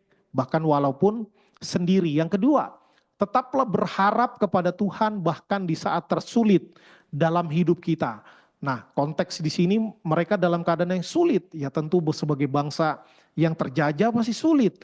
Mau beribadah aja sulit. Ya apalagi mereka di dalam ritual harus ke Bait Allah. Tadi Pak Saud juga sudah jelaskan ya.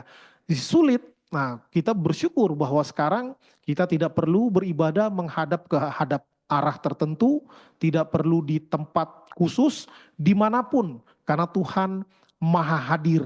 Yang penting bukan arah, yang penting bukan lokasi, tetapi yang terpenting bagaimana sikap hati kita dan terutama juga hidup kita, bagaimana kita bekerja, berbicara, bertindak, menyelesaikan masalah, memperlakukan orang lain, itu adalah ibadah kita kepada Tuhan. Kemudian siaplah bertanggung jawab atas perbuatan. Jangan karena kita pikir Tuhan Maha Kasih, maka kita bisa sembarangan berbuat dosa. Apalagi kalau kita pikir, kan sekali selamat tetap selamat. Kalau gitu bebas dong, tetap selamat. Itu bisa salah kita, karena sebenarnya kita tidak pernah lihat buku catatan di sorga itu nama kita udah masuk atau belum. Jadi hiduplah dengan takut dan gentar. Kalau kita salah, harus berani memikul tanggung jawab atas perbuatan itu, karena setiap orang yang mengaku Tuhan akan ampuni walaupun konsekuensi dosa tetap ada. Kemudian, nah ini juga tadi karena berbicara tentang sisa-sisa umat, artinya apa? Tidak semua orang Israel juga diselamatkan Tuhan, banyak yang binasa. Demikian juga kalau kita kontekskan dengan kekristenan kita, maka tidak semua orang yang beragama Kristen, yang di kartu keluarga dan di KTP ditulis agama Kristen akan selamat. Tidak, tetapi hanya mereka yang hidup di dalam pertobatan dan kesalehan setiap hari, itulah yang akan selamat. Saleh ini juga perspektifnya banyak. Saleh itu secara spiritual, udah pasti ya. Lalu secara intelektual, apa maksudnya? Nah, kita juga kadangkala atau bahkan seringkali otak kita nakal. Ya, begini, begitu, meragukan ini, meragukan itu. Ya kan? Orang ngomong kita cari kelemahannya, bagaimana bisa kita serang dan lain sebagainya. Ya, itu kita harus hati-hati karena itu perlu juga namanya kesalehan intelektual. Kemudian kesalehan sosial. Nah, kesalehan sosial ini juga penting bahwa Tuhan katakan apa? Bagaimana mungkin engkau mengasihi Tuhan Allahmu kalau engkau sendiri membenci saudaramu? Enggak mungkin. Bahkan di bagian lain dikatakan kalau kamu mau beribadah, kamu benci saudaramu, bereskan dulu itu. Bereskan dulu hubungan dengan saudaramu. Baru datang beribadah kepada Tuhan. Ya, maksudnya apa? Kesalehan sosial juga penting. Termasuk keadilan sosial. Bukan bagi seluruh rakyat Indonesia ya, bagi semua orang. Bagi seluruh rakyat di dunia.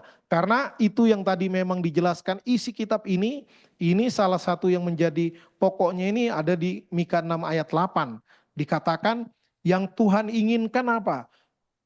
Agar berlaku adil, mencintai kesetiaan dan hidup dengan rendah hati di hadapan Allahmu. Keadilan ini memperlakukan orang dengan baik. Ya, jangan yang lemah, yang miskin ditindas. Lalu yang lebih dari kita menghamba, ya, menghamba. Tidak bisa gitu. Perlakukan orang dengan baik. Bahkan orang yang musuh juga tadi diperlakukan dengan sepantasnya. Ya, jangan kita misalkan mau mengharapkan musuh itu dicelakakan Tuhan dengan luar biasa. Enggak, karena penghakiman itu adalah hak Tuhan dan lain-lain. Ya, kesalehan itu harus di seluruh aspek di dalam pengertiannya yang paling luas. Kemudian mohonlah belas kasihan Tuhan di setiap langkah kehidupan kita. Betapapun kita berusaha, kalau tidak ada anugerah Tuhan, maka sia-sialah usaha kita. Ya, Mazmur mengatakan sia-sialah usaha orang yang berjaga-jaga. Sia-sialah ini. Apalagi di kitab Pengkhotbah banyak kata sia-sialah.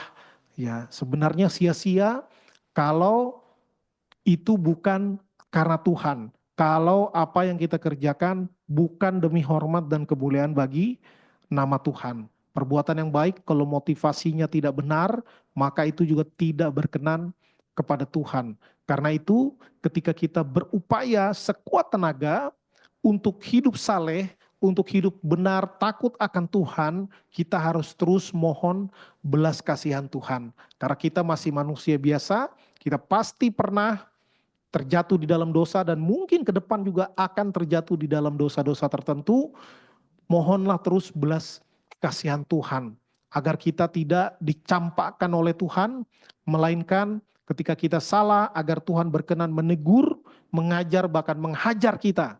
Yang penting kita tidak dibinasakan oleh Tuhan, tetapi dibawa kembali kepada Tuhan. Diampuni, ya sama seperti anak yang hilang, diampuni, ya tapi dia udah mainnya sama babi, ya di kandang babi. Ya itu bagian yang harus dia jalani sebagai konsekuensi logis dosanya. Nah ini tadi terakhir saya buat terakhir karena mengingat tadi dari statement Pak Saud sangat menarik di awal ya. Jadi saya wrap up-nya menyimpulkannya seperti ini. Penting untuk memulai dengan baik, namun jauh lebih penting untuk mengakhiri dengan baik. Ya, tentu yang paling ideal dari awal sampai akhir baik, tetapi siapa yang bisa begitu? Ya, kita tidak ada lagi yang mengawali, tetapi kita belum sampai di akhir. Maka kalau awal kita kurang baik, perbaiki terus. Kalau awal kita ancur-ancuran, apalagi harus kerja keras untuk memperbaiki. Tapi kalau di awal baik, jangan kita lupa diri dulu, jangan pikir otomatis baik terus. Enggak, hidup ini perjuangan dari hari ke hari. Ketika kita pikir kita udah aman, seringkali itulah kita sedang di pinggir jurang. Hanya menantikan waktu untuk jatuh. Maka waspadalah di dalam kehidupan kita. Pastikan kita mengakhiri dengan baik menurut rahmat dan belas kasihan Tuhan yang besar. Amin. Sampai di sini. Tadi pertanyaan sudah terjawab ya. Sudah terjawab pertanyaan tentang dari Bulu Mongga maupun dari Pak David. Bahwa kuncinya adalah di relasi dengan Tuhan. Benar bahwa Salomo ada yang bilang karena kebanyakan istri makanya kacau hidupnya. Ya di satu perspektif benar. Tetapi kalau dia takut akan Tuhan dia nggak akan banyak istri. Ya. Lalu ada orang karena pengen kaya lalu dia ngakal-ngakalin. Ya macam-macam. Kasus Ananias dan Sapira dia belaga memberikan semua padahal enggak. Padahal Tuhan enggak minta semua juga. Ya. Lalu di Timotius juga dikatakan akar segala kejahatan adalah cinta uang. Ya, ada orang karena cinta uang, karena mengejar kekayaan dia mengkhianati iman. Tetapi kalau mau dibalik lagi akarnya tadi seperti yang dikatakan Pak Eri, kalau kita benar-benar cinta Tuhan, miskin pun nggak apa-apa. Yang penting hidup benar. Ya, miskin bukan aib, kaya tidak salah, tetapi kita wajib hidup benar. Tuhan sanggup memberkati kita dengan materi, tetapi kalau nggak dikasih juga nggak masalah. Yang penting pastikan kita hidup benar. Tekanan, ada orang meninggalkan Tuhan karena diancam. Ada yang demi untuk mempermudah usaha dan lain sebagainya. Saya pernah tinggal di satu provinsi yang untuk orang Kristen sulit sekali. Sebagian orang Kristen bahkan pelayan pun ada yang meninggalkan iman. Supaya apa? Ya supaya aman lah karir ya, bisa jadi PNS, bisa beli tanah di situ. Kalau enggak mau ngontrak aja susah. Ya ditanya dulu agama apa. Ya kalau Kristen ngontrak aja susah, jarang yang mau kasih, apalagi beli tanah. Nah, tetapi kalau cinta Tuhan, ya kalau nggak kasih ya udah saya pergi. Kebaskan debu, kan Tuhan Yesus bilang gitu kan. Nah maka kuncinya adalah relasi kita dengan Tuhan. Sehingga walaupun ada tekanan politik, ada tekanan dalam dunia bisnis, ada tekanan dalam relasi apapun, ya itu kita tetap bertahan. Kalau kita memang relasi dengan Tuhan itu kuat, ya meskipun saya susah, menderita dalam dunia, saya mau ikut Yesus sampai selama-lamanya. Kalau prinsipnya sudah benar, ya walaupun tadi banyak memang kesannya bahwa karena uang meninggalkan Tuhan, karena cinta meninggalkan Tuhan, karena kekayaan meninggalkan Tuhan, itu semua karena dia tidak punya relasi yang benar dengan Tuhan. Nah, itu. Terima kasih. Saya kembalikan ke moderator. Baik, terima kasih Pak Pendeta Galen. Waduh, sangat jelas. Ada ayat ya, besi menajamkan besi, manusia menajamkan sesamanya. Tapi di GRI, Pak Pendeta Galen menajamkan pernyataan dalam PA, penutupan PA GRI 2024. Tuhan memberkati. Terima kasih. Jadi sebelum menutup, saya punya satu pesan. Kita bicara sekarang ini dalam konteks Israel. Saya menonton dalam Fakta Israel di YouTube dan saya ingin sampaikan kepada Bapak, Ibu, serta saudara-saudari sekalian ya. Jadi pada tanggal 27 November 2024, ya Mahkamah Agama Israel modern ya mengeluarkan satu maklumat permintaan, bahkan itu satu perintah ya, dalam bahasa Inggrisnya Sanhedrin ya, tetap Sanhedrin, announce ruling all Jews worldwide must come home to Israel immediately. Jadi Sanhedrin Israel modern sekarang meminta kepada seluruh bangsa Israel di seluruh dunia untuk kembali ke tanah Israel. Nah, ini menurut penafsirannya adalah untuk menggenapi apa yang terjadi di banyak ayatnya. Saya akan bacakan di Yeskiel pasal 37 ayat 21. Yeskiel 37 ayat 21. Kalau Bapak Ibu sudah dapat ya. Yeskiel 37. Ini HP saya yang satu sudah habis. Ayat 21. Bacakan Pak Saud ya. Ya, Yeskiel 37 silakan. ayat Ya, 21. 21, Katakanlah kepadanya, beginilah firman Tuhan Allah. Sungguh aku menjemput orang Israel dari tengah bangsa-bangsa kemana mereka pergi. Aku akan mengumpulkan mereka dari segala penjuru dan akan membawa mereka ke tanah mereka. Yesaya 11 ayat 12. Yesaya 11 ayat 12. Yesaya 11 ayat 12. Ia akan menaikkan suatu panji-panji bagi bangsa-bangsa, akan mengumpulkan orang-orang Israel yang terbuang, dan akan menghimpunkan orang-orang Yehuda yang terserak dari keempat penjuru bumi. Iya, masih banyak. Yeremia 23, Zakaria 12, Zakaria 10. Banyak. Ini adalah satu penggenapan yang akan dan sudah diwartakan. Nah, kalau sudah semua kembali, jadi itu memang waktunya sudah dekat. Nah, closing statement saya sebenarnya saya ingin bacakan di 1 Yohanes 4. Ya, 1 Yohanes 4 ayat yang ke-8. Ya, tolong dibacakan 1 Yohanes 4 ayat yang ke-8 karena saya mati ininya nih, HP-nya yang 1 Yohanes 4 ayat 8. ayat 8. Barang siapa tidak mengasihi, ia tidak mengenal Allah, sebab Allah adalah kasih. Iya, yang 10 kemudian. Inilah kasih itu, bukan kita yang telah mengasihi Allah, tetapi Allah yang telah mengasihi kita dan yang telah mengutus anaknya sebagai pendamaian bagi dosa-dosa kita. Amin. Terima kasih. Sekian. Tuhan Yesus memberkati kita semua.